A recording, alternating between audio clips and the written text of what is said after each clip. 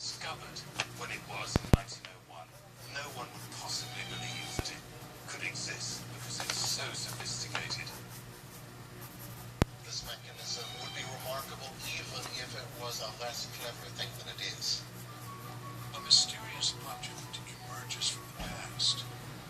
Made over 2,000 years ago in ancient Greece, this corroded bronze artifact is a machine that can look into the future and predict the motions of the moon and planets. Somebody somewhere in ancient Greece made an extraordinary machine that was actually a mechanical computer. It was discovered a century ago when a diver stumbled upon a shipwreck with the largest hoard of ancient Greek treasures ever found. Among the priceless bronze sculptures is another bronze object the size of a modern laptop. It's known as the Antikythera mechanism. Now, a team of scientists tries to unravel its secrets. How did the Antikythera mechanism emerge from the civilization of ancient Greece? And what happened to this lost knowledge? An ancient Greek scientist had done a truly remarkable thing. He'd found a way of using bronze gear wheels to track the complex movements of the moon and probably all the planets as well. It was a mechanism of truly staggering genius. It was the world's first computer. Right now, on Nova.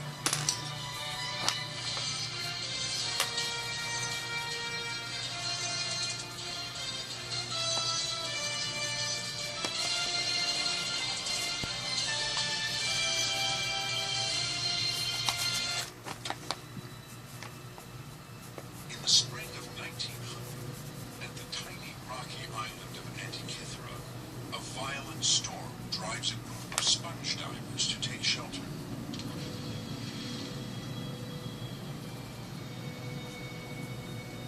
After 3 days, the storm is over, and one diver decides to try his luck underwater.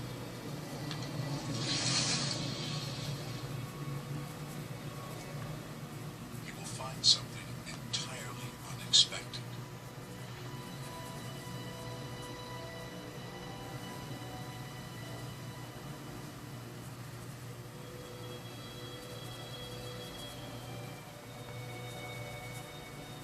All around him on the seabed are corroded human limbs, horses, and faces.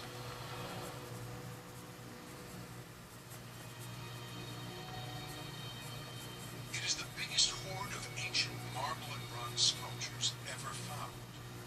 The cargo of an overloaded galley that sank 2,000 years ago, carrying treasure from Greek colonies in the Mediterranean, conquered by Rome.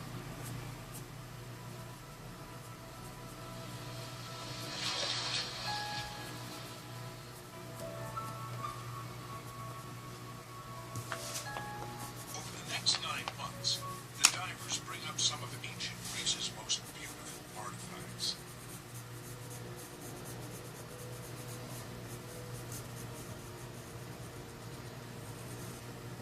And among the splendid bronze and marble statues, the divers find a mysterious object, now on display in the Athens Museum. Soon after arrival, it splits into several badly corroded lumps of bronze.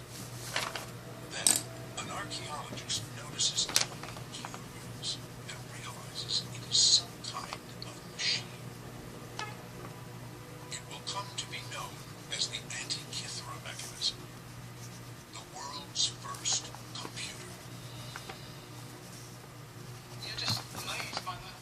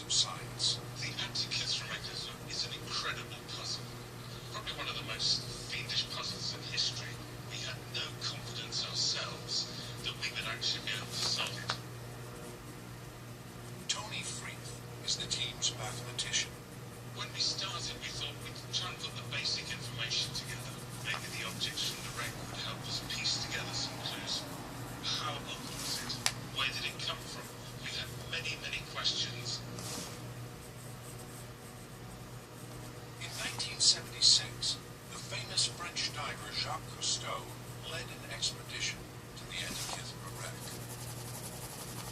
He discovered pottery jars, original timbers from the ship, and bronze figurines.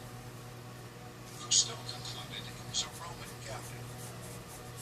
His divers also brought up bronze and silver coins, potentially valuable clues to dating the wreck. An ancient coinage expert shows them to astronomer Mike Edmonds.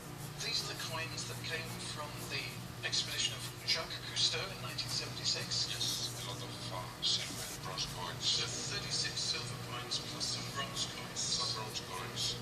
Okay, so this has a basket on it. It has a basket introduced by the kings of Pergamon.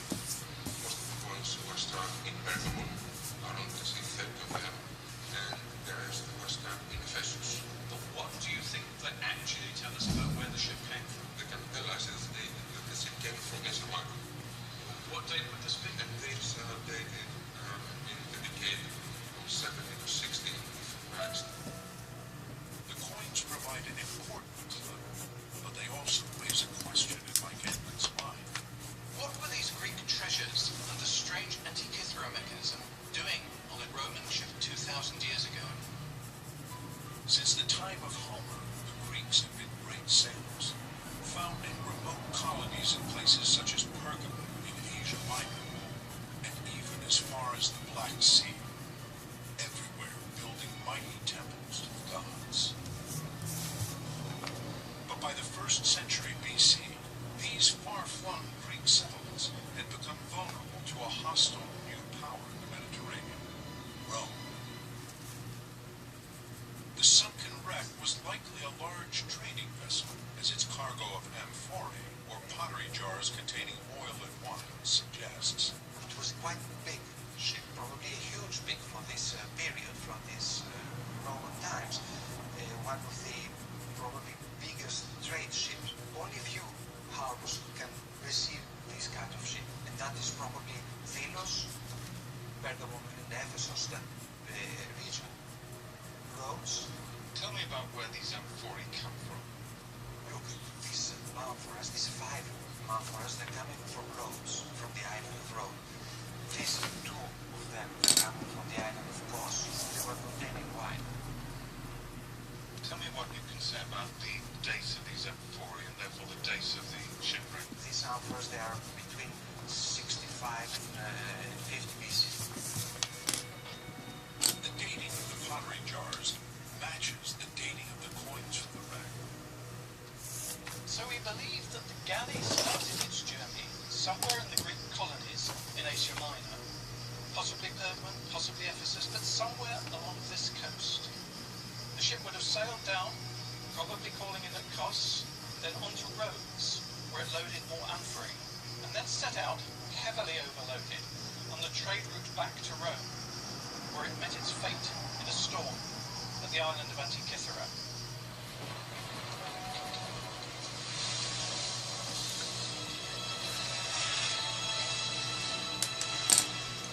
The cargo of the doomed ship reveals the date of its final voyage to be between 70 and 50 BC, over 2,000 years ago.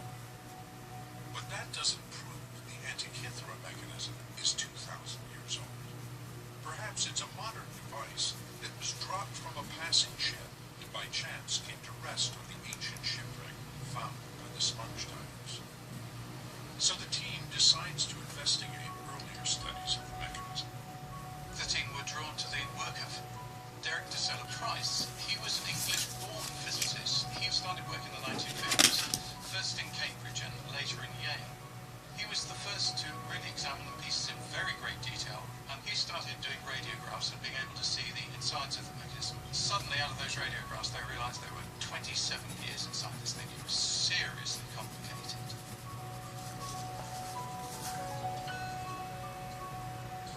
Price was the first person to count the gear teeth. They did it by drawing around the gears and literally just counting. So it wasn't surprising they didn't get entirely accurate all the time. The two-dimensional X-rays of the overlapping gear wheels were hard to decipher. But Price realized that if he could count the number of teeth on each gear, it might begin to unlock the mechanism. So Price had identified a 127-tooth gear in the X-rays of the mechanism. He also had the number 235, and these two numbers are very important in ancient Greek astronomy. It looked as if the bronze wheels were designed to keep track of celestial objects. But there are no other examples of complex astronomical instruments from ancient Greece. Could they have been so advanced? Price was beginning to have sleepless nights worrying about the authenticity of the mechanism. If the ancient Greek scientists could produce these gear systems 2,000 years ago, the whole history of Western technology would have to be rewritten. Greek innovations mark a turning point in Western civilization. 2,500 years ago, they began a revolution in thinking, laying the foundations of our modern understanding of mathematics, geometry, and the natural world. They created great works of art and architecture that are still revered today. In about 9 years, they built the magnificent Temple of the Parthenon to their goddess Athena, a sacred and populous rock that dominates Athens. Public discussion of ideas grew alongside the first great theatrical dramas. This huge theater at Epidaurus could hold 14,000 spectators, and it had superb acoustics. Drop a coin on the stage, and it can be heard in the back row. Drawing on mathematics and geometry, the ancient Greeks developed astronomy and calculated the motions of the sun, moon, and major planets, which they thought rotated around the stationary Earth. The mysterious gear wheels hint at an attempt to transform these motions into a precise mechanical device. If the theory is right, the Greeks built a computer that can be programmed to predict the motion of planets and the moon. Phases of the moon were a fact of central importance for the ancient Greeks, to plan ceremonies such as the ones that were held in the Parthenon up on the rock above me. The number 235 that the scientist Derek Price had found was crucial to computing the cycles of the moon. The Greeks knew that from one new moon to the next was a time averaging about 29.5 days. But that made a problem for their calendar if they were going to have 12 months in every year, because 12 times 29.5 makes only 354 days, 11 days short of the solar year, the natural year. So the natural year with its seasons and the calendar year would quickly go into sync. But the Greeks also knew that 19 solar years almost exactly equals 235 lunar months. That means that if you have a cycle of 19 calendar years, then your calendar is in the long term going to stay perfectly in line with the seasons. Through Price, the mechanism was